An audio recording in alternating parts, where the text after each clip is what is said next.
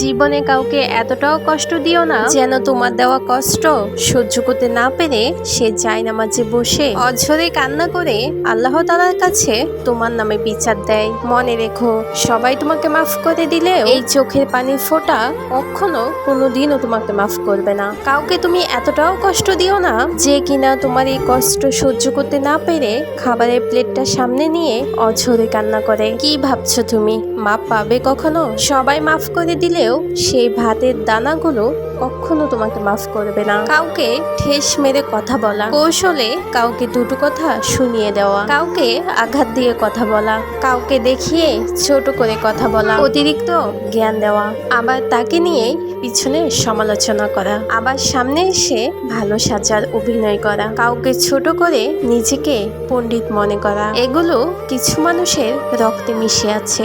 এদের কাছ থেকে প্রতিনিয়ত আঘাত পেয়ে প্রতি উত্তরে কিছু বলতে না পেরে আপনার হৃদয় যখন ছটফট করে, ঠিক তখনই আপনি আপনার বাবা মার দেওয়া শিক্ষার কথা মনে করুন। আপনি মনে করুন যে আপনার বাবা মা অন্যকে ছোট করে কথা বলার শিক্ষাটা কখনোই আপনাকে শেখায়নি। আমাকে দুইটা কথা শুনিয়ে যে কিনা শান্তির নিঃশ্বাস নিচ্ছে, মনে রাখবেন পরকালে ওই ব্যক্তির নিঃশ্বাস ভারী হয়ে আসবে ঠিক ততক্ষণ যতক্ষণ না যে ব্যক্তিকে সে কষ্ট দিয়েছে সে ব্যক্তি ক্ষমা করে দিচ্ছে।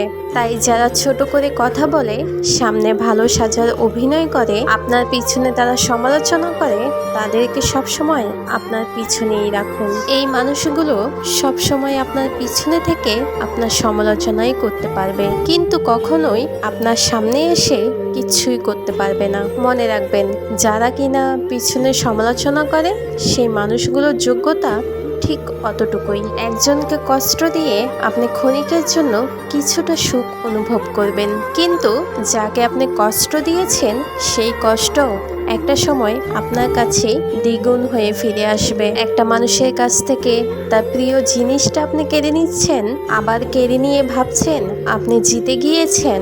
আপনি ভুল ভাবছেন। যে জিনিসটা আপনার নয় সেটা আপনার কাছে যতবারই কেড়ে নিয়ে রাখেন না কেন সেটা কখনো আপনার কাছে থাকবে না। একজনের মনে আঘাত দিয়ে তাকে কষ্ট দিয়ে ভাবছেন আপনি অনেক সুখ অনুভব করছেন। একটু ভেবে দেখেন তো, সেই সুখটা কি আপনার চিরস্থায়ী থাকবে, নাকি কিছুদিন পরে একই কষ্টে আপনাকেও কষ্ট পেতে হবে? জানেন, আমি কেন জানি একজনকে আঘাত দিয়ে বা কষ্ট দিয়ে কথা বলতে পারি না।